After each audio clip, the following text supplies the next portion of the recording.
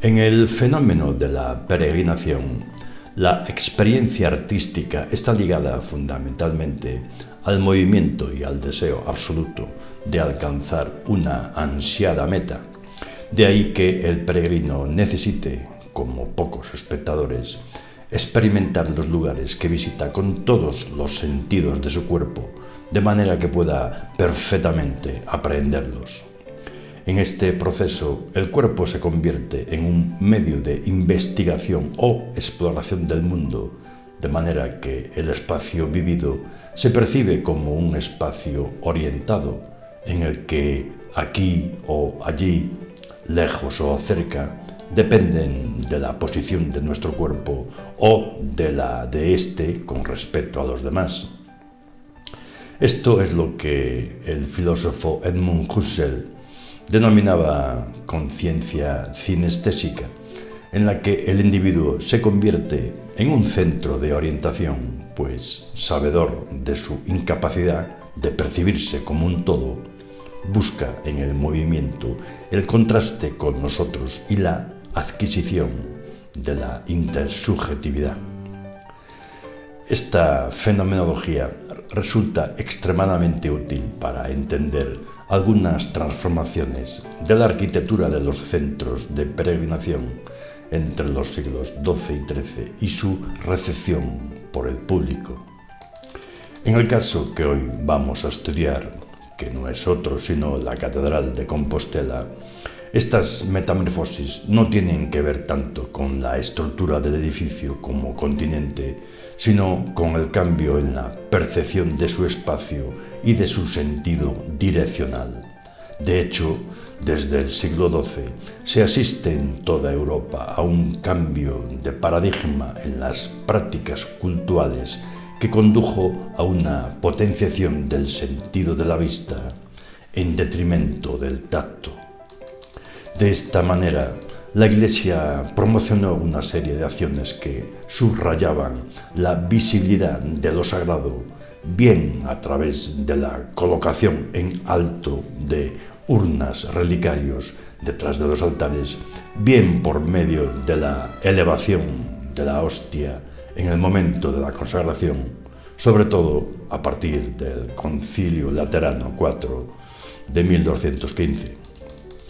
La exposición de las reliquias en un formato más corpóreo y parlante se impuso de manera progresiva para satisfacer la necesidad de fieles y peregrinos de contemplar lo sagrado.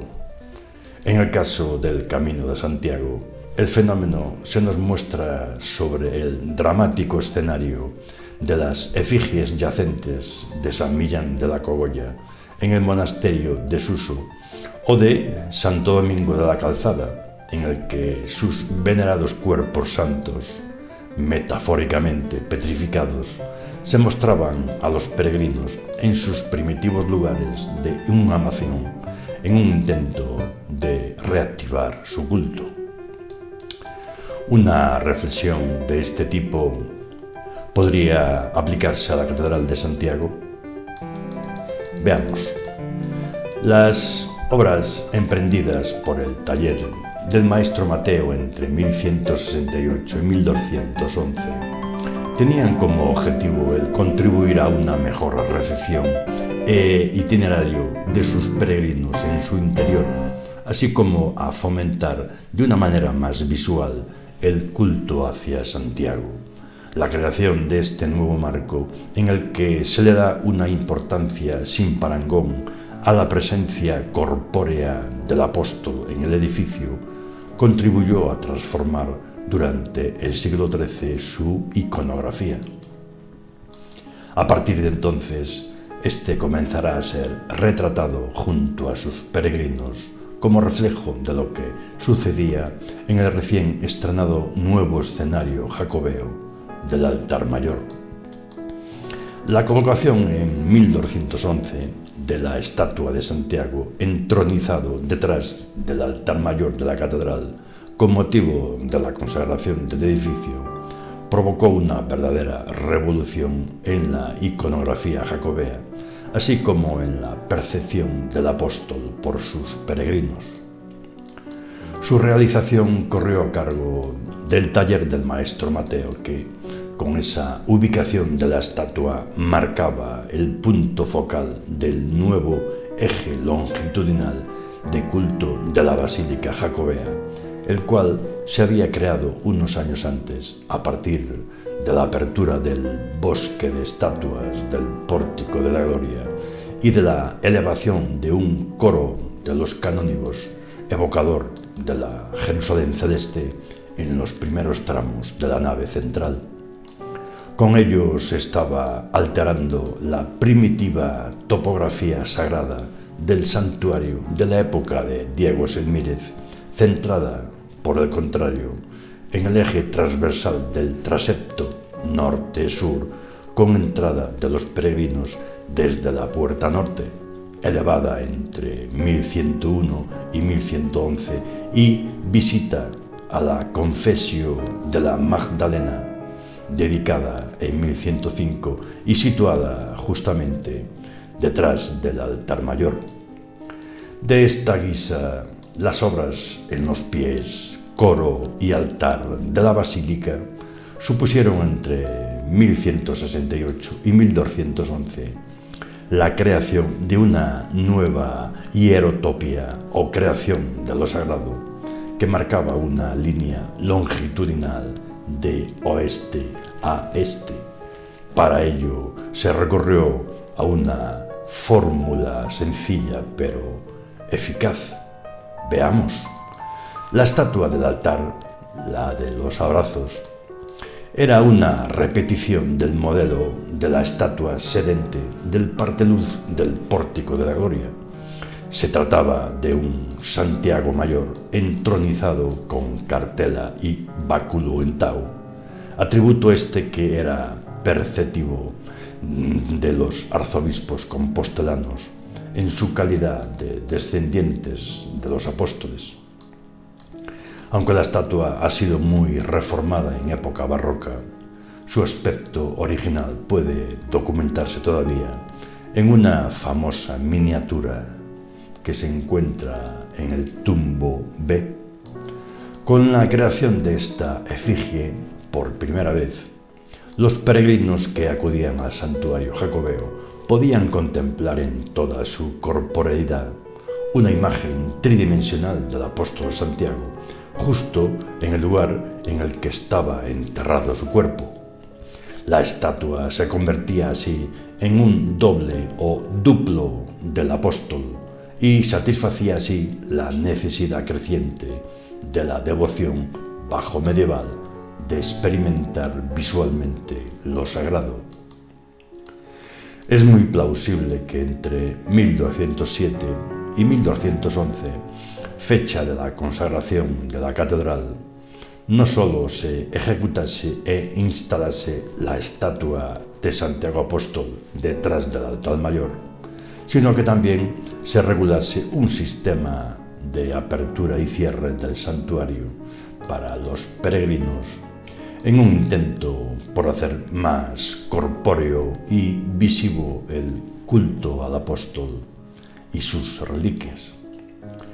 Para ese nuevo punto focal se recurrió a fórmulas sencillas pero eficaces. La estatua pétrea del altar era una repetición del modelo de la estatua sedente del parteluz del Pórtico de la Gloria, con ligeras variantes. Se trataba de un Santiago Mayor entronizado con filacteria con su nombre Sian Jacobus y báculo en tau, tal como se observa en el tumbo B, donde se documenta el aspecto de la estatua en el siglo XIV, antes de las reformas modernas de la misma. De hecho, aunque visiblemente alterada en sucesivas remodelaciones, si a la célebre estatua de Santiago sobre el altar mayor le quitamos sus aditamentos, su nimbo, su esclavina, su báculo y trono de plata, en ella todavía puede observarse el alma pétrea original. Esta nos devuelve el aspecto de un hombre maduro, con barba y bigote, y la postura de sus manos confirman que originalmente la efigie exhibía una filacteria y se proyectaba sobre un báculo en tau, como en la miniatura del tumbo B. La colocación entre 1188 y 1211 de dos monumentales estatuas de Santiago, señalando el nuevo eje longitudinal de la iglesia, supuso un cambio absoluto en la percepción de la catedral por sus fieles. La primera presidía sobre el parteluz el nuevo portal occidental y hacía explícita la idea de que el santo titular esperaba a sus peregrinos a las puertas de su santuario para darles figuradamente la bienvenida. La segunda, cobijada detrás del altar mayor, funcionaba como un verdadero marcador o pseudo monumento funerario que recordaba que el apóstol estaba enterrado en ese lugar sagrado. Ambas estatuas son un ejemplo de la intrínseca voluntad de interacción entre la obra de arte y el espectador. En el caso concreto de Santiago, estas documentan el esfuerzo de la curia compostelana por poner al día la imagen del santuario con el fin de favorecer la necesidad del peregrino de experimentar visualmente lo sagrado. Ambas acciones tuvieron una incidencia inmediata en el imaginario jacobeo, de manera que muy pronto fueron objeto de descripciones precisas y detalladas, contribuyendo a transformar totalmente la iconografía jacobea. De esta guisa, Santiago pasó entonces de ser un sujeto apóstol, peregrino, obispo, a convertirse en una verdadera imagen intersubjetiva en la que su estatua se percibía de manera colectiva, interaccionaba con sus peregrinos y potenciaba el desarrollo de la conciencia y experiencia cinestésica. No obstante, y en un nivel más teórico de nuestro razonamiento, los dos Santiagos de la catedral, ubicados estratégicamente a las puertas y en la cabecera del edificio, inducían a una rápida y casi espontánea interacción visual o mental con sus peregrinos y subrayaban doblemente el carácter liminar de lo sagrado como templo, pero también como entrada en el cielo. Santiago se había convertido definitivamente en una presencia corpórea, el patrón que presidía su casa, que señalaba su tumba y que esperaba ejercer en el más allá su papel como intercesor y conductor de almas, es decir, como psicopompo. El ritual evolucionó entre el siglo XIII y la época moderna. Sus variaciones fueron probablemente fruto de una creciente ansia por acercarse a la estatua del apóstol. En un primer momento, la sistematización del siglo XIII buscaba tan solo satisfacer el deseo por ver al apóstol y participar más en la sacralidad del lugar. En un momento posterior, en la segunda mitad del siglo XV, con la remodelación de Alonso I de Fonseca, los peregrinos se apropiarán más del espacio en todos los sentidos, ya que podían subir a uno superior, situado detrás del altar, desde donde, al menos los peregrinos alemanes,